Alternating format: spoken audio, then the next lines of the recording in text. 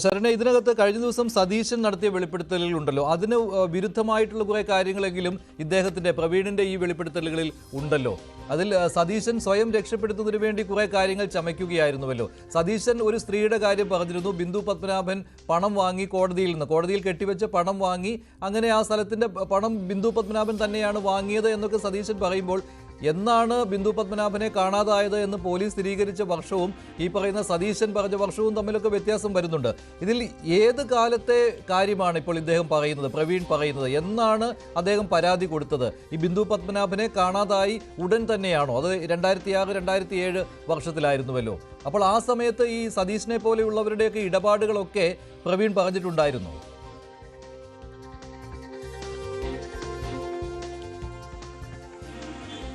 മഞ്ജുഷ, വളരെ പ്ലാൻഡ് ആയിട്ടുള്ള ഒരു കേസാണ് ബിന്ദു പത്മനാഭന്റേത്. അതായത് ബിന്ദു പത്മനാഭനെ കാണാതാകുന്നത്, ബിന്ദു പത്മനാഭൻ 2002 കാലയളവിലാണ് ബിന്ദുവിന്റെ അമ്മ മരിക്കുന്നത്. അമ്മ മരിച്ചതിന് ശേഷം മാസങ്ങളുടെ വ്യത്യാസത്തിൽ അച്ഛനും മരണപ്പെടുന്നു. 2002 മുതൽ സെബാസ്റ്റ്യന്റെ സാന്നിധ്യം ബിന്ദു പത്മനാഭന്റെ കേസിൽ ഉണ്ടായിരുന്നു എന്നുള്ളതാണ് ഈ അന്വേഷണ സംഘം പിന്നീട് കണ്ടെത്തിയിട്ടുള്ളത്. അതായത് 2002 ഈ അമ്മ മരിച്ചതിന് ശേഷം ഈ രണ്ട് മക്കളുടെയും, ബിന്ദുവിന്റെയും പ്രവീണിന്റെയും പേരുണ്ടായിരുന്ന സ്വത്തുക്കൾ പവർ ഓഫ് അറ്റോർണി മുഖാന്തരം ബിന്ദുവിന്റെ പേരിലേക്ക് മാറ്റപ്പെടുന്നു. ആ ബിന്ദുവിന്റെ പേരിലേക്ക് മാറ്റപ്പെട്ടു, അതായത് അമ്മ മരിച്ച മാസങ്ങൾക്കുള്ളിൽ തന്നെ അച്ഛനും മരണപ്പെടുക എന്നുള്ളതാണ്. ഈ പത്മനാഭ പിള്ള എന്ന ബിന്ദുവിന്റെ അച്ഛൻ മരണപ്പെടുന്നു. അതിൽ തന്നെ ഇത് മാറ്റപ്പെട്ട ദിവസം എന്ന് പറയുന്നത്, പവർ ഓഫ് അറ്റോർണി മാറ്റപ്പെട്ട് 4ാമത്തെ ദിവസം അച്ഛൻ ഹൃദയാഘാതം മൂലം മരണപ്പെട്ടു എന്നുള്ളതാണ് നമുക്ക് ലഭ്യമായിട്ടുള്ള വിശദാംശങ്ങൾ. ഒപ്പം തന്നെ ആ ഡേറ്റ് നമുക്ക് സ്ഥിരീകരിക്കാനും പറ്റിയിട്ടുണ്ട്. അതിനുശേഷം ബിന്ദുവിന്റെ സ്വത്ത്, കുടുംബ വീടായ പവർ ഓഫ് അറ്റോർണി ബിന്ദുവിന്റെ കയ്യിലേക്ക് വന്ന ശേഷം ബിന്ദുവിന്റെ കുടുംബ വീടായ കടക്കരപ്പള്ളിയിലെ ഭൂമി വിൽക്കപ്പെടുന്നു എന്നുള്ളതാണ്. ആ ഭൂമി വിറ്റതിന് ശേഷം, അതായത് കടക്കരപ്പള്ളിയിലെ ഭൂമി വിറ്റതിന് ശേഷം പിന്നീട് ബിന്ദുവിന്റെ സഹോദരനെതിരെ ഒരു പരാതി ബിന്ദുവിൻ്റെതായി ഫയൽ ചെയ്യപ്പെടുന്നു എന്നുള്ളതാണ്. ഹൈക്കോടതിയിൽ നിന്നും ഒരു പ്രശ്നവുമില്ലായിരുന്ന സഹോദരനെതിരെ ബിന്ദു സ്വത്തുക്കളുടെ പേരിൽ തനിക്ക് ജീവന് വരെ ഭീഷണിയുണ്ടെന്ന് പറഞ്ഞൊരു പ്രൊട്ടക്ഷൻ ഓർഡർ ഹൈക്കോടതി എടുക്കുന്നു. വളരെ പ്ലാൻഡ് ആയിട്ടാണ് ഈ കേസ് പോകുന്നത് എന്നുള്ളതാണ്. ആ പ്രൊട്ടക്ഷൻ ഓർഡർ വന്നതിന് ശേഷം പ്രവീണുമായി തെറ്റുന്നു എന്നുള്ളതാണ്. തുടർന്ന് പ്രവീണുമായി ഒരു രീതിയിലും ബന്ധപ്പെടാനുള്ള സാധ്യത ബിന്ദുവിൽ നിന്ന് പൂർണ്ണമായി ഈ സെബാസ്റ്റ്യന്റെ നേതൃത്വത്തിലുള്ള സംഘം മാറ്റിയെന്ന് തന്നെ നമുക്ക് പറയാം. ഫോൺ അറ്റൻഡ് ചെയ്യാറില്ല, സംസാരിക്കാൻ കൂട്ടാക്കാറില്ല. അങ്ങനെ ബന്ധുക്കൾ പറഞ്ഞുള്ള വിവരം മാത്രം, കാരണം പ്രവീൺ ആ സമയത്ത് അബ്കാരി ചില കേസുകളും പ്രശ്നങ്ങളും ഒക്കെ ആയിട്ട് ബന്ധപ്പെട്ടും ഒക്കെ നിലനിൽക്കുന്നു. പിന്നെ ഇറ്റലിയിൽ എത്തിയതിന്റെ പ്രശ്നങ്ങൾ, അവിടെ PR ലഭ്യമാകുന്നതിന്റെ പ്രശ്നങ്ങൾ, അങ്ങനെ നാട്ടിലേക്ക് പോലും വരാൻ പറ്റാത്തൊരു സാഹചര്യത്തിൽ ഇതെല്ലാം ഇവിടെ നടക്കുന്നുണ്ട് എന്നുള്ളത് പ്രവീണിന് മനസ്സിലാവുന്നുണ്ട് എന്നുള്ളതാണ്.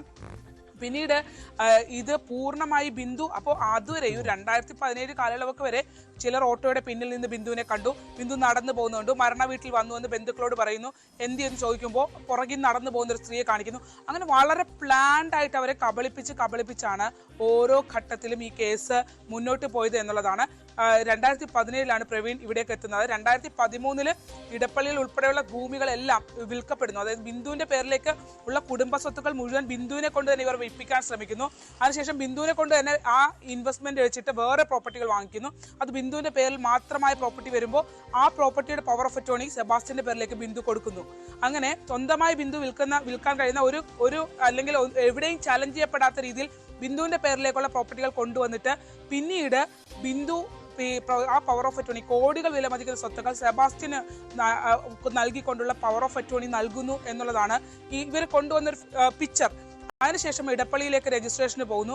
ഇടപ്പള്ളിയിലെ ഭൂമിയിൽ ഇവർ ബിന്ദു പത്മനാഭന് പകരം ജയ എന്ന് പറഞ്ഞ സ്ത്രീയെ കൊണ്ടുവന്ന് അവരെ കൊണ്ടാണ് ഇത് സൈൻ ചെയ്യിപ്പിക്കുന്നത്, ബിന്ദു ആണെന്ന് പറഞ്ഞ് സൈൻ ചെയ്യിപ്പിക്കുന്നത്. ഈ കേസ് ജയ ഉൾപ്പെടെയുള്ളവർ ഉൾപ്പെട്ടിട്ടുള്ള ഈ ഫോർജറി കേസ് പോലും നിലനിൽക്കുന്ന ഒരു സാഹചര്യം എന്ന് പറയുന്നത്, ആ കേസ് നോക്കുകയാണെങ്കിൽ ആ കേസിലേക്ക് വരുന്ന ഘട്ടത്തിൽ, ആ ഫോർജറി കേസിലേക്ക് വരുന്ന ഘട്ടത്തിൽ ജയ ഇപ്പോൾ നമ്മൾ നിലവിൽ അഭിഭാഷകരോട് സംസാരിക്കുമ്പോൾ സെബാസ്റ്റ്യൻ അതിനകത്ത് വളരെ ഭംഗിയായി ഊരുന്നത്. കാരണം ഒരു ഇടനിലക്കാരൻ എന്ന റോളിൽ മാത്രമേ സെബാസ്റ്റ്യൻ വന്നിട്ടുള്ളൂ എന്നുള്ളതാണ്.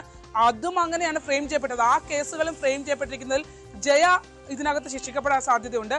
പക്ഷെ സെബാസ്റ്റ്യൻ അവിടെയും ഊരിപ്പോകുന്ന രീതിയിലാണ് അത് ഫ്രെയിം ചെയ്യപ്പെട്ടിട്ടുള്ളതെന്നാണ്.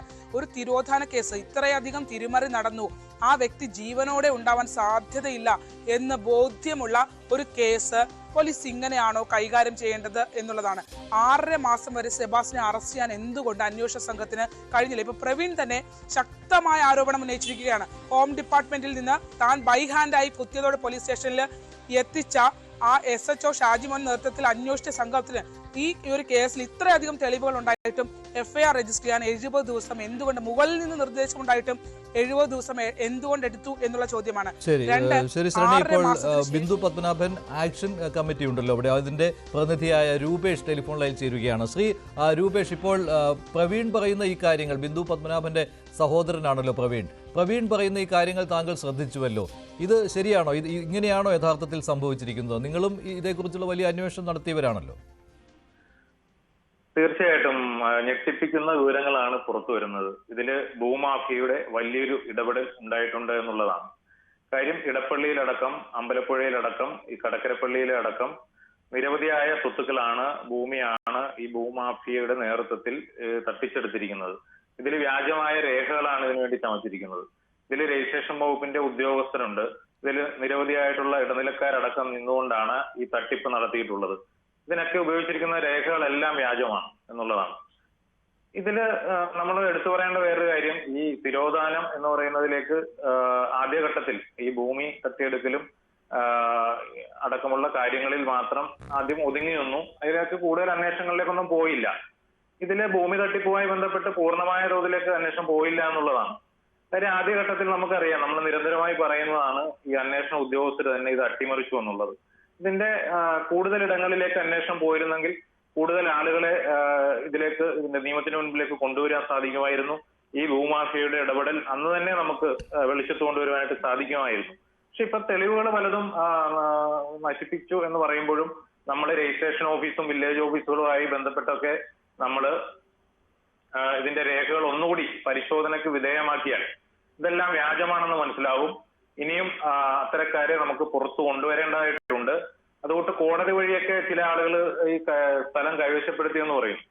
അതിലും അതിന് സമർപ്പിച്ചിട്ടുള്ള രേഖകൾ നമ്മൾ പരിശോധിക്കേണ്ടതായിട്ടുണ്ട്. കാര്യം, അമ്പലപ്പുഴയിലെ അടക്കം ഉള്ള ഒരു സ്ഥലത്തിന്റെ കാര്യം കഴിഞ്ഞ ദിവസങ്ങളിൽ നമ്മൾ ന്യൂസ് സൈറ്റിൽ തന്നെ നമ്മൾ പുറത്തുവിട്ട ചില കാര്യങ്ങളുണ്ട്. അത് വാങ്ങിയിട്ടുള്ള ആള്, പള്ളിപ്പുറം സ്വദേശിയായിട്ടുള്ള ആള്, ഈ അമ്പലപ്പുഴയിലെ സ്ഥലം കോടതി വഴി തനിക്ക് ലഭിച്ചു എന്നാണ് പറയുന്നത്. പക്ഷെ അതിലൊക്കെ സംശയമുള്ള, ഞങ്ങൾക്കൊക്കെ ആദ്യം മുതൽ തന്നെ സംശയമുള്ള കാര്യമാണ്. കാര്യം, ബിന്ദു കാണാതായി എന്ന് പറയുന്ന നമ്മുടെ അന്വേഷണ സംഘത്തിന്റെയും ഞങ്ങളുടെ എല്ലാം അറിവിലുള്ള വർഷത്തിൽ നിന്നും വ്യത്യസ്തമായിട്ടാണ് ഇതിന്റെ ഭൂമി ഇടപാട് നടത്തിയ ആള് ബിന്ദുവിനെ അവസാനമായി കണ്ടു എന്ന് പറയുന്നത്. അത് കൂടാതെ ഈ കോടതിയിൽ കെട്ടിവെച്ച തുക, സെക്യൂരിറ്റി തുക ബിന്ദു കൈപ്പറ്റിയെന്നാണ് പറയുന്നത്. ഈ കേസിന് ശേഷം ബിന്ദു അത് കൈപ്പറ്റി എന്ന് പറയുമ്പോൾ അതിലൊക്കെ നമുക്ക് സംശയം ഉണ്ടാകുന്ന കാര്യമാണ്. അതൊക്കെ പരിശോധിക്കപ്പെടേണ്ടതാണ്. ഇത് പോലീസ് ഉദ്യോഗസ്ഥർ കൂടി അടങ്ങിയ ഒരു മാഫിയ എന്ന രീതിയിലേക്കല്ലേ കാര്യങ്ങൾ പോകുന്നത്? അദ്ദേഹം പ്രവീൺ തന്നെ പേര് പോലും പറയുന്നുണ്ട് പോലീസ് ഉദ്യോഗസ്ഥരുടെ. ആ സമയത്ത് ഉണ്ടായിരുന്ന പോലീസ് ഓഫീസേഴ്സിന്റെ കാര്യം, അവർ എന്തുകൊണ്ട് FIR എടുക്കാൻ വൈകി എന്നുള്ള കാര്യമൊക്കെ അദ്ദേഹം ഉന്നയിക്കുന്നുണ്ട്. ഇപ്പോൾ കഴിഞ്ഞ ദിവസം നമ്മൾ ചർച്ചയിൽ പറഞ്ഞിരുന്നു, ഈ സെബാസ്റ്റ്യനെ രക്ഷിക്കാൻ വേണ്ടി മാത്രം പോലീസ് ഇങ്ങനെ ഒരു കാര്യങ്ങൾ ചെയ്തു കൊടുക്കുകയില്ല എന്ന്. അപ്പോൾ ഇതൊരു വലിയൊരു മാഫിയ സംഘം ഇതിന് പിന്നിലുണ്ടെന്നല്ലേ? അല്ലാതെ ഈ